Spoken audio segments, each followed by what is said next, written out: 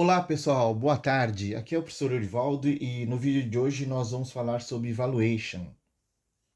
Então, valuation de empresas de capital aberto e de capital fechado. Serve para os dois tipos, mas eu vou dar enfoque basicamente em empresas de capital aberto, porque é mais fácil de se conseguir as informações, né? E como vocês sabem, o nosso canal ele trabalha com é, assuntos relacionados ao mercado financeiro, ao mercado de capitais, bolsa de valores, contabilidade e matemática financeira. Uh, Primeiro, apresentar uma parte conceitual. Os empresários ou empreendedores, como alguns gostam de chamar, organizam fatores de produção, tais como terra, trabalho e capital, e os combinam em cooperação com trabalhadores e financiadores para produzir bens e serviços para consumidores finais ou outras empresas comprarem.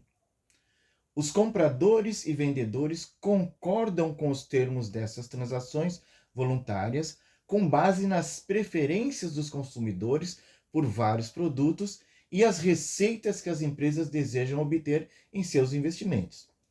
As economias de mercado ainda podem se deparar com algumas intervenções do governo, como fixação de preços, licenciamento, cotas e subsídios industriais. Nós não temos em nenhum lugar do mundo algum país que seja totalmente capitalista, porque o capitalismo prevê a existência de classes sociais, o direito de propriedade e a não interferência do governo. Infelizmente, os governos interferem bastante. Então, nós temos no mundo países que são capitalistas parciais, não em sua plenitude. Basta lembrar das tarifas impostas por Trump. É uma interferência gigantesca no mundo dos negócios, provocando, inclusive, até falências de empresas no próprio Estados Unidos. Contudo, em geral, as economias de mercado são caracterizadas pela tomada de decisão econômica descentralizada por compradores e vendedores, que realizam negócios diários. E essa lógica desse mercado livre, né, dessa transação de compra e venda, não se aplica somente a produtos ou serviços, também se aplica à compra e venda de empresas. No Brasil, temos empresas constituídas por diversas formas, sendo as principais empresas de responsabilidade limitada, sociedades por ações de capital fechado, sociedades por ações de capital aberto, e uma dificuldade muito grande é dizer quanto vale uma empresa. Cálculos de valuation nos ajudam a resolver isso. Uma empresa não vale os móveis que ela tem ou o estoque que ela tem. Para se encontrar o valor de uma empresa, as informações necessárias são muito mais amplas e exigem cálculos especializados, que a gente vai ver três modelos aqui. Como comparar as empresas para encontrar a melhor alternativa de investimento, pensando aqui em compra de ações em bolsas de valores. Além de conhecer o contexto econômico, a dimensão macroeconômica, é necessário que se utilize a análise setorial. Identificar os setores com maior potencial de crescimento, dadas as condições econômicas. Identificar as melhores empresas dentro de um setor. Compreender as ligações e interdependências dos diferentes setores, como os diferentes setores se relacionam e competem por crescimento.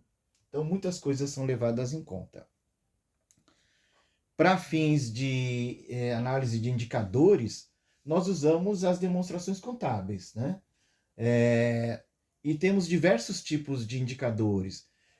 Os principais de análise da situação financeira de uma empresa são os índices de liquidez, liquidez global, liquidez de curto prazo e liquidez circulante líquido, do capital circulante líquido.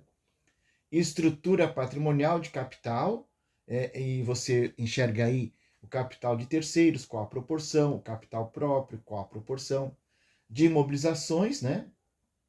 E também o ciclo operacional da empresa.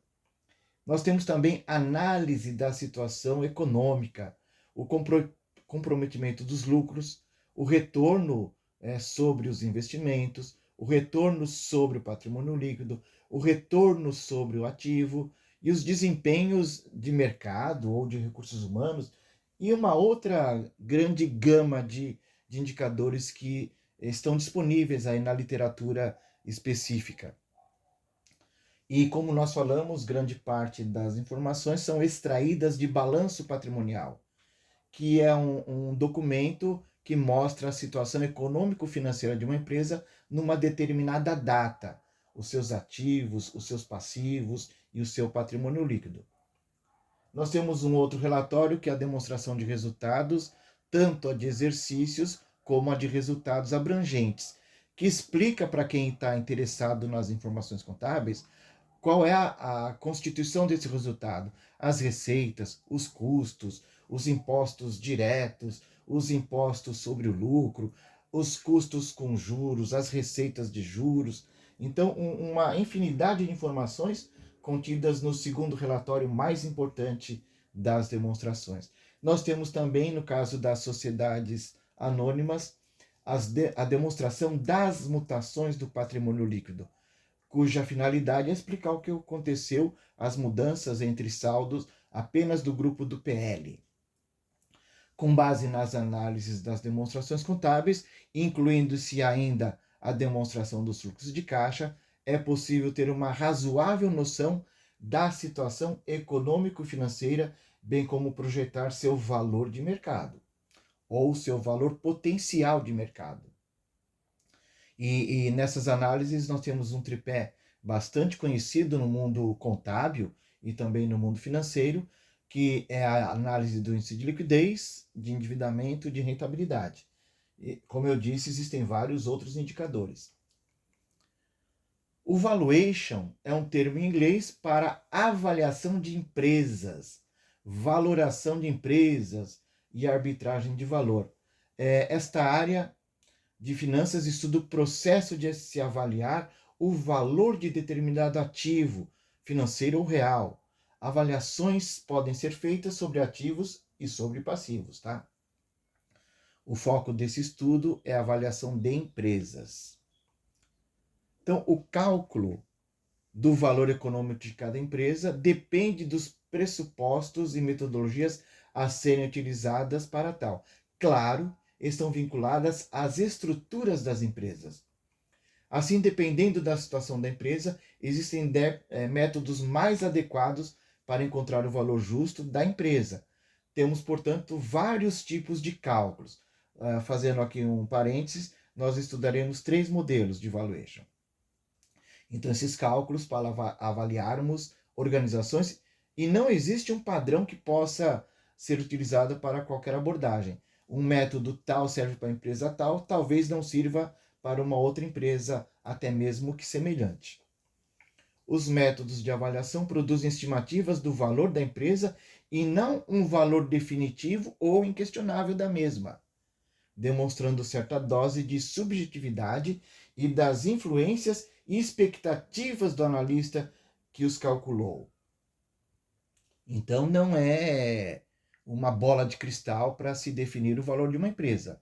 São valores importantes, significativos, mas por aproximação. A empresa pode ser vendida por um valor maior ou menor, dependendo das condições de mercado.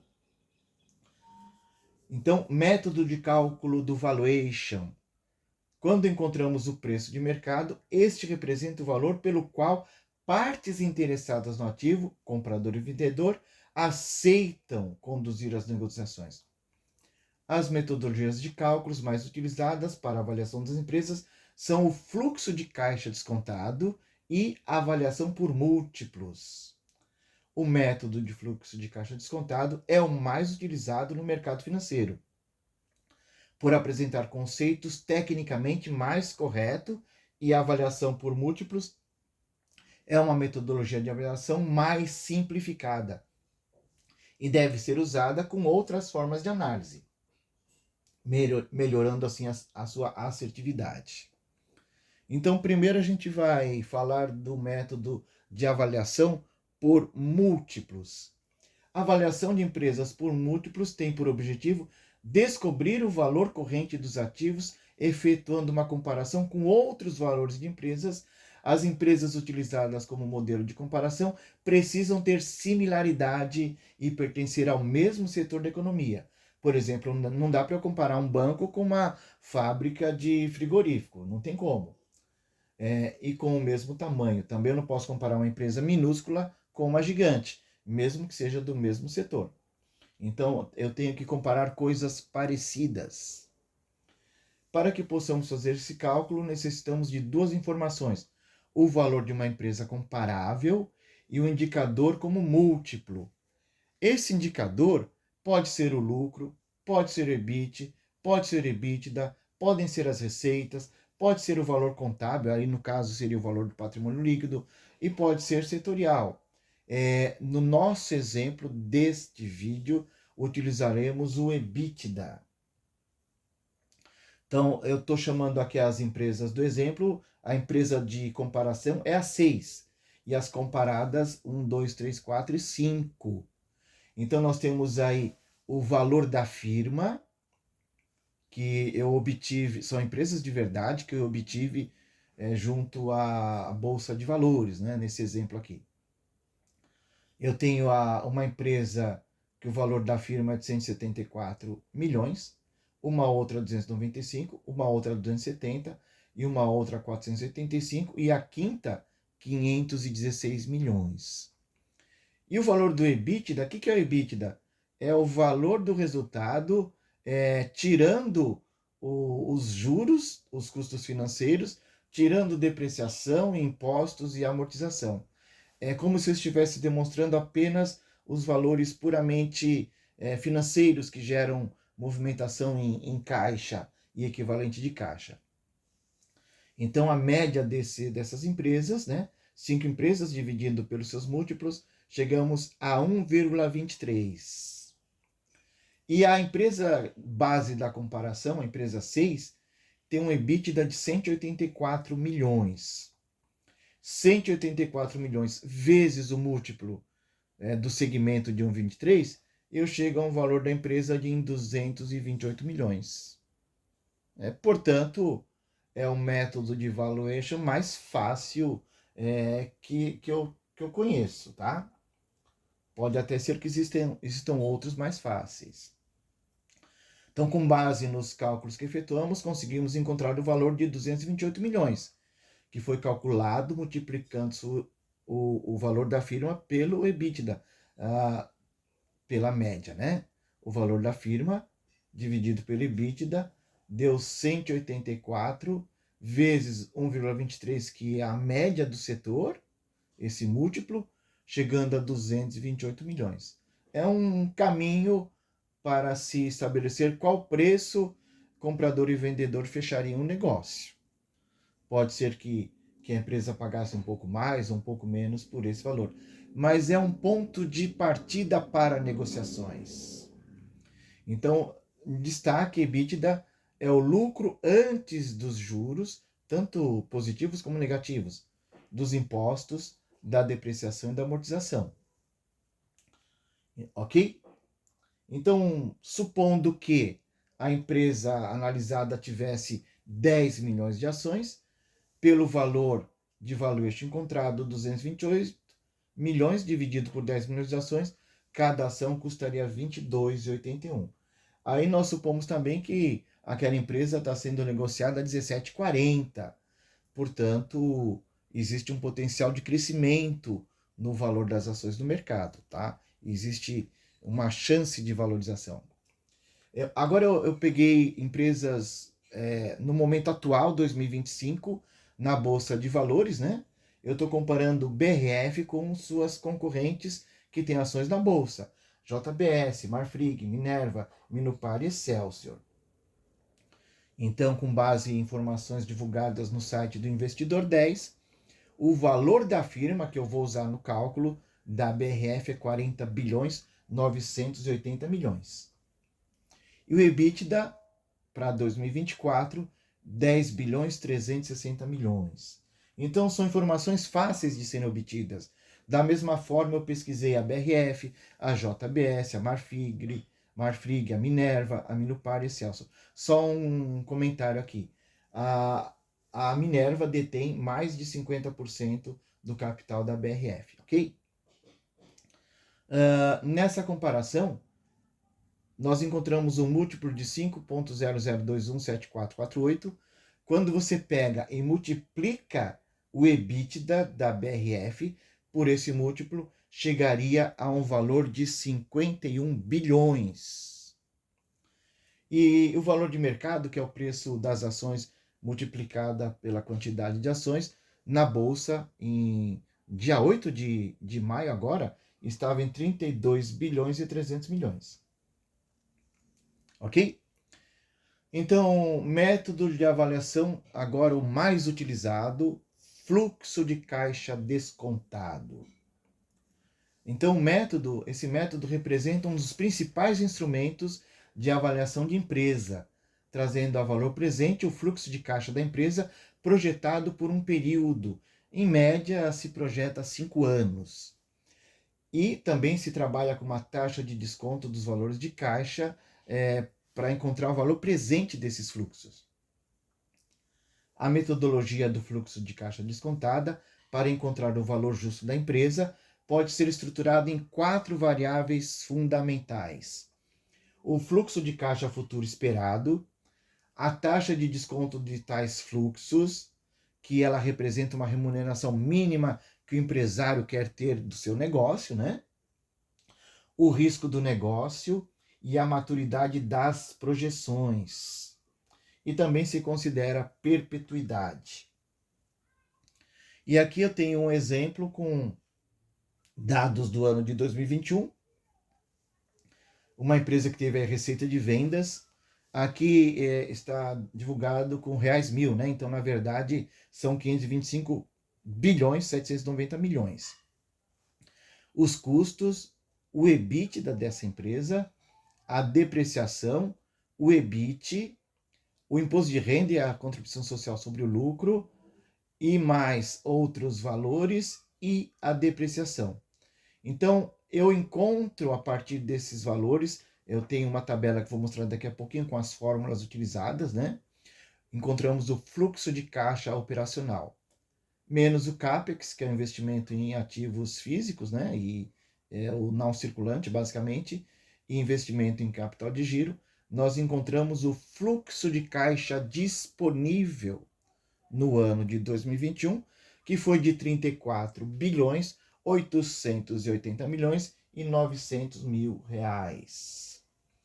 E lembra, nós usamos para fazer esses cálculos estimativas, pegamos no Boletim Focus, lá editado no início de 2022, nós pegamos a projeção do IPCA para o ano de 22, 23, 24 e 25. Pegamos também a projeção para o PIB 22, 23, 24 e 25.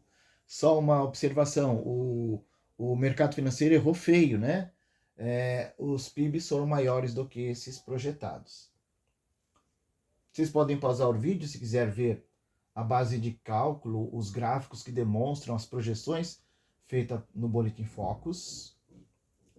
E aqui um resumo, né? Pegando dados do Boletim Focus, como IPCA para cada ano, 5 anos projetados, projeção do PIB para 5 anos e o impacto, né? O total. Não é a simples soma do IPCA mais o PIB. É o IPCA atualizado pela projeção do PIB somado ao PIB.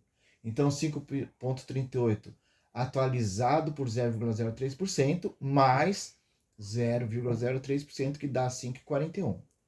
Assim foi feito para cada ano. Ok? Então, aquele valor de fluxo de caixa, com aqueles dados, considerando essa projeção com base nesses indicadores de IPCA e PIB, nós chegamos a estes valores de fluxo de caixa disponível. 36 bilhões em 22, 38 em 23, 40 em 24, 42 em 25 e 44 em 26. Considerando esses números, aí sim a gente parte para a segunda parte do processo, que é encontrar o valor presente por uma taxa de desconto.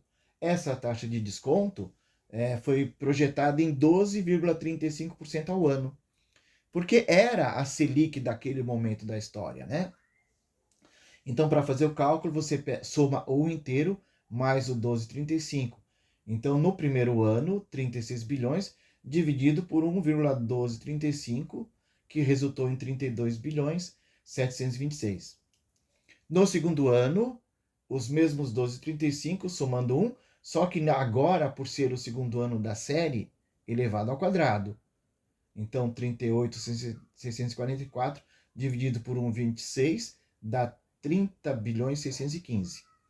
No terceiro ano, os 40 bilhões do fluxo de caixa, dividido por 1,1235 elevado ao cubo, que dá 1,4181, 40 bilhões e 600, dividido por 1,4181, dá 28 bilhões 629 milhões.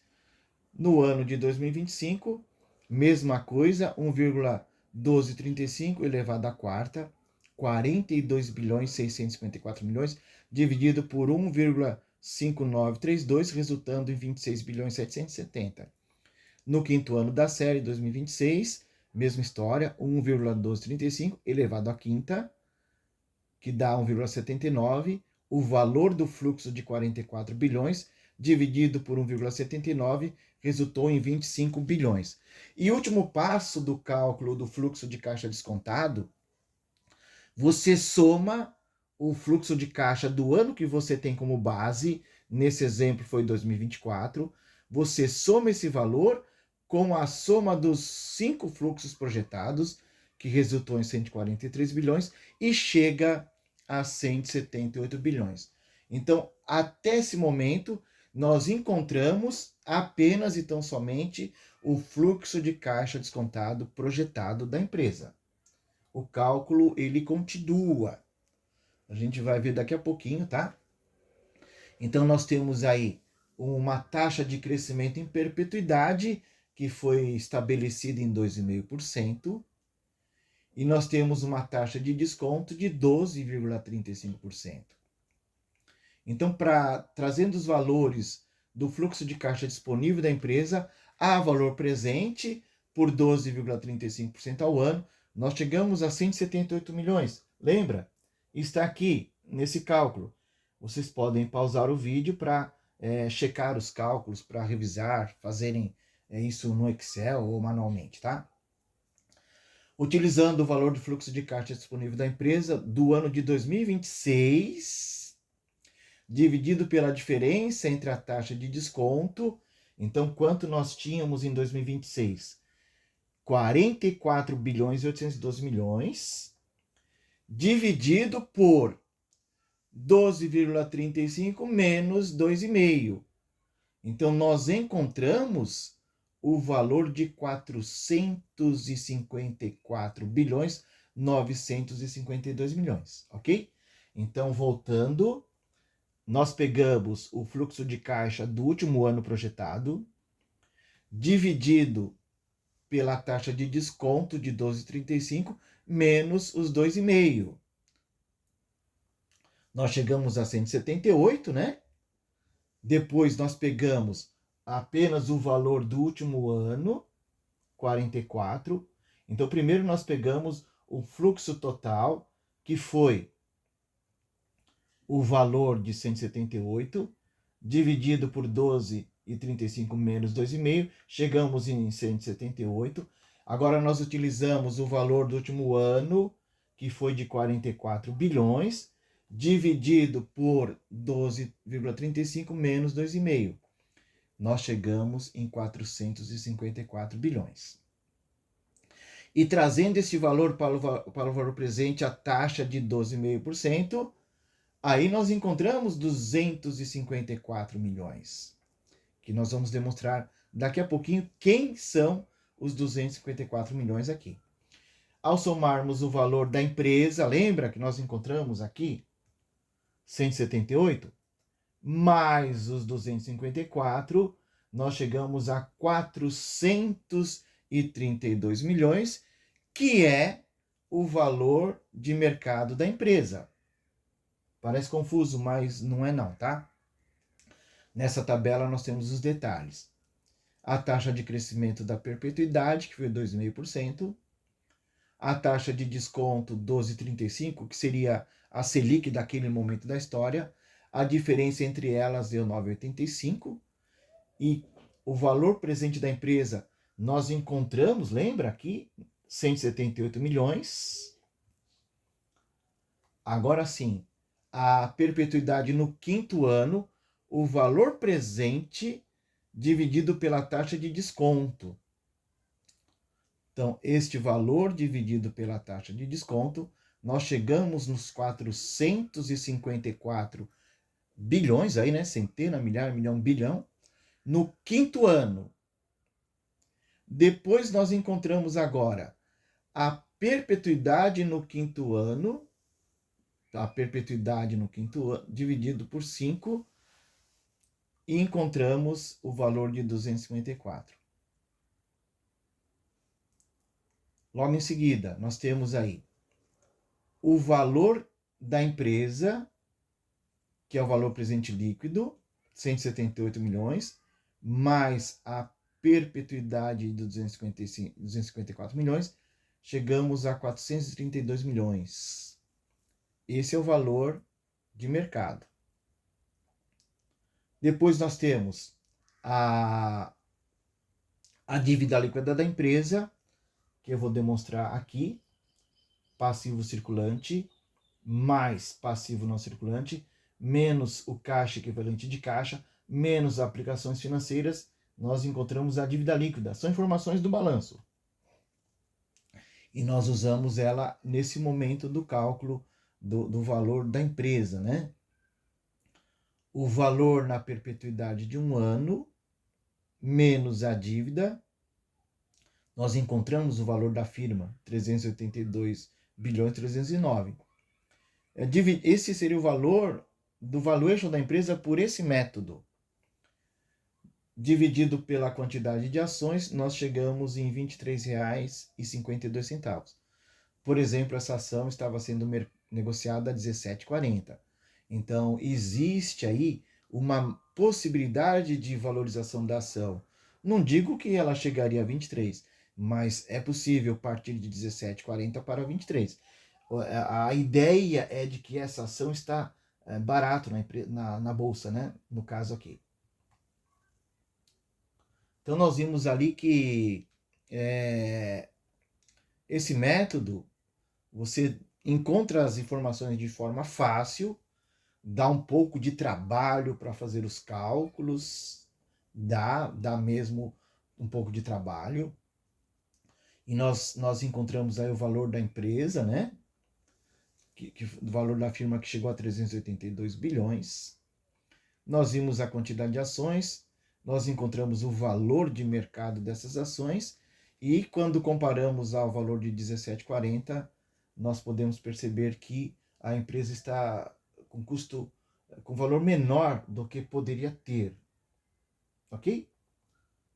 Então, pessoal, a gente tem aí uma infinidade de forma de se calcular o valuation da empresa.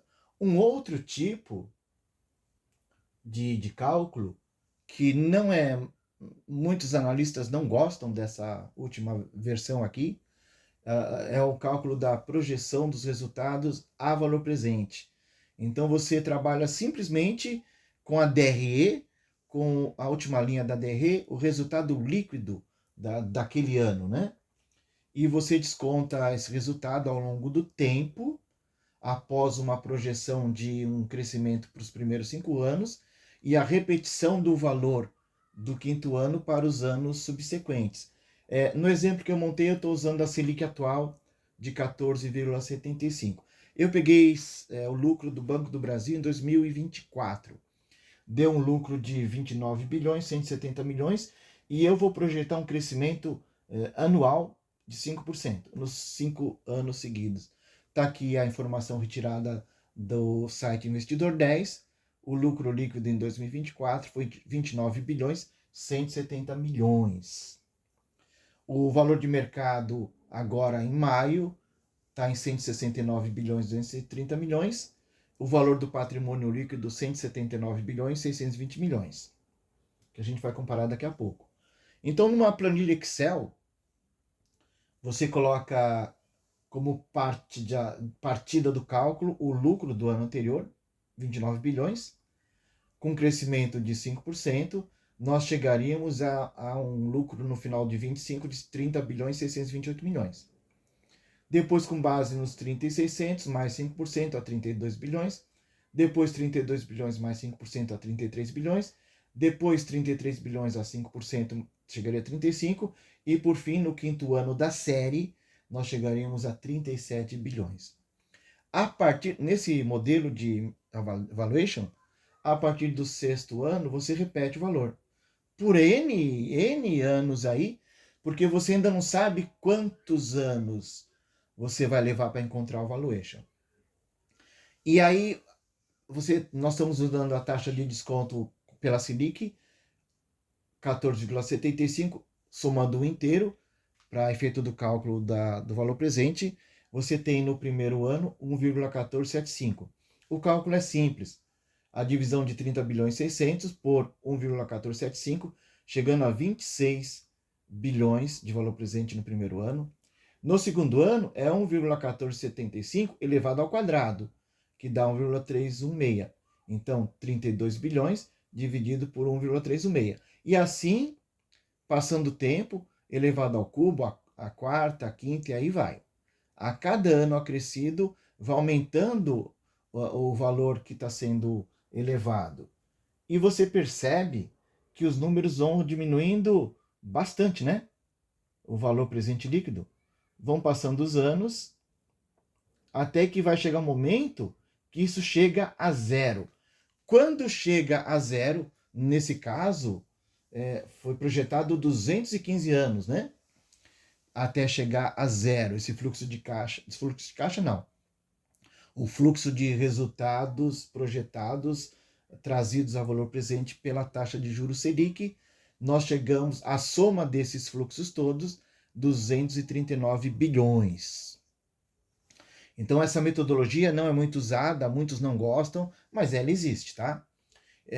Então, comparando o fluxo de caixa, o fluxo aqui projetado, com base no resultado, de 239, quando que o valor de mercado, agora em maio de 2025, 169 bilhões, o valor da empresa no patrimônio líquido 179, então 239 representa 1,33 vezes o valor do patrimônio líquido.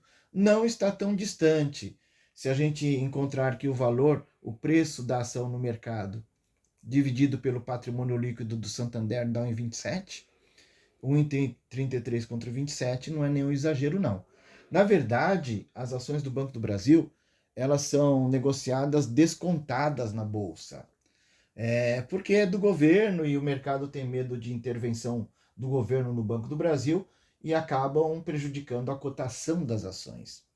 Quando a gente compara com o valor do preço da ação pelo valor patrimonial de outros bancos, por exemplo, o Itaú dá 2 vezes, do Bradesco dá 0,82. O Bradesco foi muito prejudicado pela fraude nas Americanas. O Bradesco perdeu muito dinheiro e isso derrubou a busca de ações do Bradesco pelo mercado, né? Foi desvalorizada. Santander dá 1,27, BTG Pactual 2,72, o Banrisul está sempre muito abaixo do valor patrimonial, tem problemas, né? O Banco Pan 1,33, exatamente o mesmo valor que nós calculamos por Banco do Brasil, pela projeção de fluxo de caixa não, valor presente do resultado. Projeção de valor presente a uma taxa de juros, né, do resultado. O ABC Banco 0,79 e o BMG também sempre muito abaixo do valor patrimonial. Então, pessoal, são diversas metodologias. Além dessas três, existem muitas outras, tá? As mais conhecidas são as duas primeiras, pelos múltiplos e pelo fluxo de caixa descontada.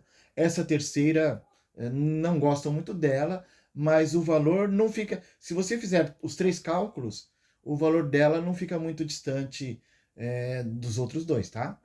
Então é aceitável, ok? Pessoal, grato pelas visualizações dos vídeos desse canal e até um próximo vídeo. Abraços. Ah, só um lembrete. Eu vou fazer um vídeo específico com Excel demonstrando esses cálculos de valuation, tá? Sem teoria, sem conceito, só o Excel, ok? Abraços.